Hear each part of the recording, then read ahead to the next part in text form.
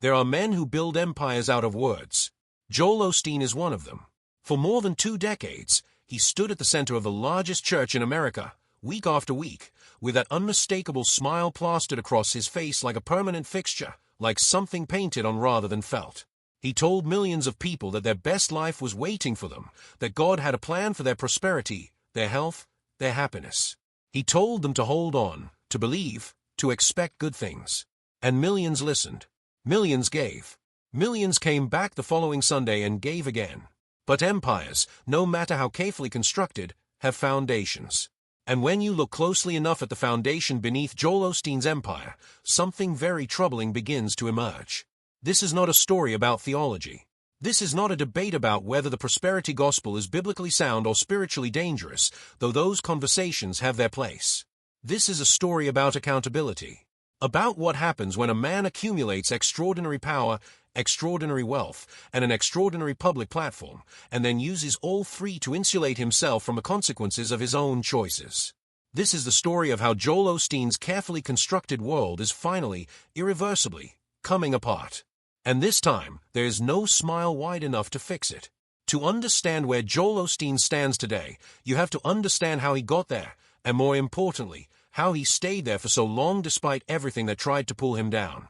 Joel was not the obvious choice to lead Lakewood Church after his father John Osteen died in January 1999. He had spent nearly 2 decades working behind the camera, building the television ministry, staying out of the spotlight. He had declined repeated invitations to preach. He had no seminary degree, no formal theological training, and by his own admission, no burning desire to stand at a pulpit. Yet 6 days after he preached his very first sermon, his father was gone, and suddenly the enormous weight of one of America's fastest-growing congregations fell onto the shoulders of a man who had never planned to carry it.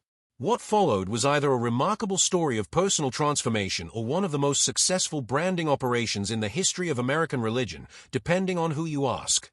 Joel found his voice, and that voice was relentlessly, almost pathologically positive. No hellfire. No warnings about judgment. No heavy theological demands.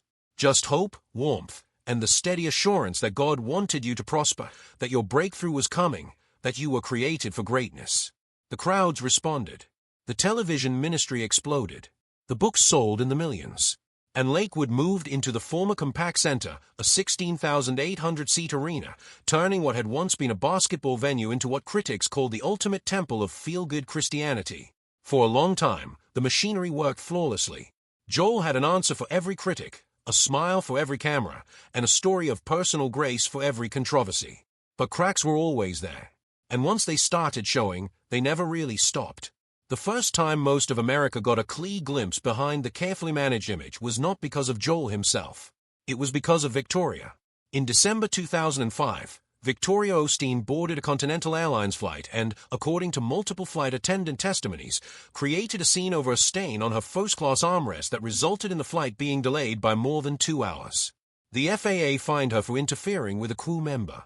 A flight attendant sued, claiming physical altercation and lasting emotional trauma. The lawsuit eventually went to trial, and a jury sided with Victoria after less than 3 hours of deliberation. Joel framed the entire episode as an unfortunate misunderstanding. He said he had encouraged his wife to pay the fine to simply move past it.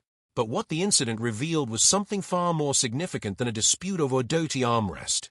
It revealed a family accustomed to operating in a world without friction, a world where their comfort was expected, their requests were non-negotiable, and inconvenience was someone else's problem to solve.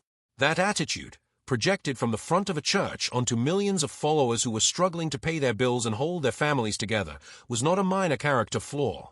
It was a foundational contradiction at the very heart of everything Joel Osteen preached. Then came the money questions, and they never really stopped coming. In 2005, Joel publicly announced he would no longer take his $200,000 annual salary from Lakewood.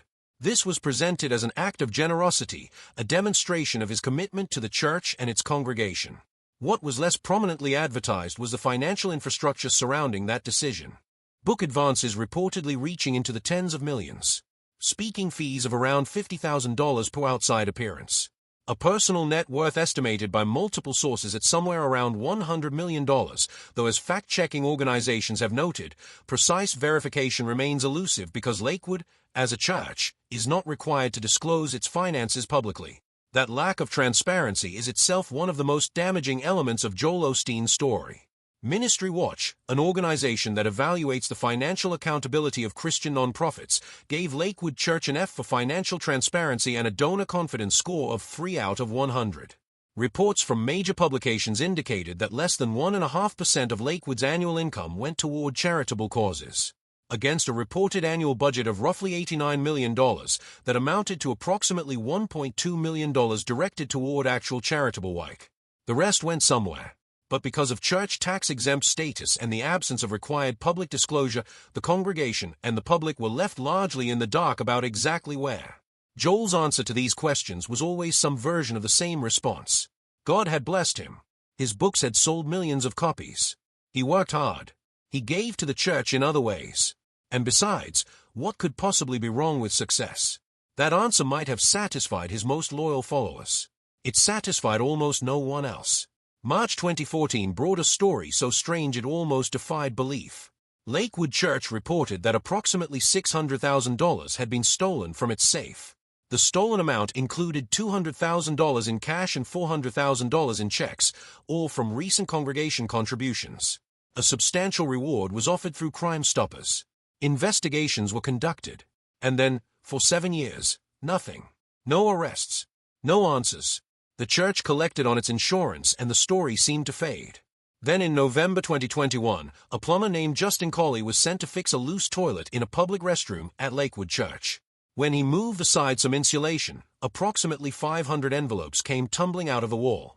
Cash, checks, and money orders. Evidence later suggested a connection to the 2014 theft. The timing meant the statute of limitations had already expired, so no criminal charges were possible. The plumber received the reward money that Lakewood had offered years earlier. Church leadership offered an explanation about the bathroom being accessible to the public and theorized that whoever hid the money there may not have been able to retrieve it. That explanation may be entirely true. What made the story so damaging was not the theft itself, which could happen to any organization, but the pattern it represented. Something significant had happened at Lakewood.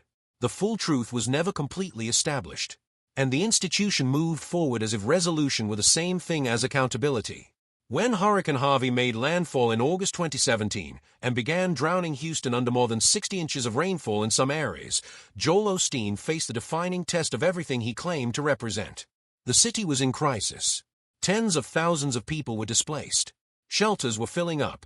And Lakewood Church, a 16,800-seat facility sitting on 7 acres along a major freeway, initially posted that it was inaccessible due to flooding. People drove to the church and filmed what they saw. The footage spread across social media. Critics argued the building appeared accessible. The backlash was immediate and ferocious. By Monday evening, just a day after the initial post, Joel released a statement saying the church had never actually closed its doors. By Tuesday, Lakewood opened officially as a shelter. Around 300 people took refuge there. Volunteers showed up and helped. Real assistance was provided. But timing in a crisis is everything, and the timing was wrong.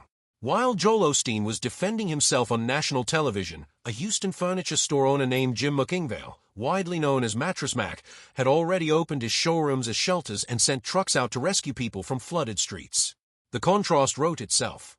When Joel told a morning news audience that if they had taken in thousands of evacuees and then the building flooded, that would not have been a good story, he handed his critics exactly what they had been waiting for.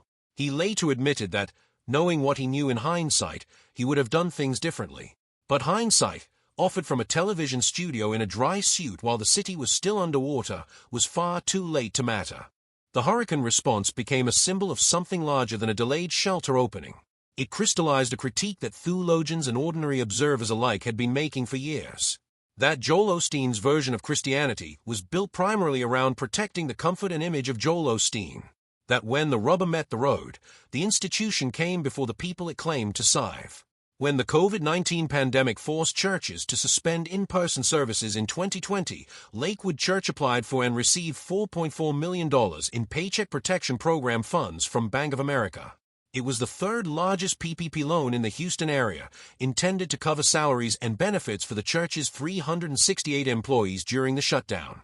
When the Houston Chronicle reported this, the public reaction was intense.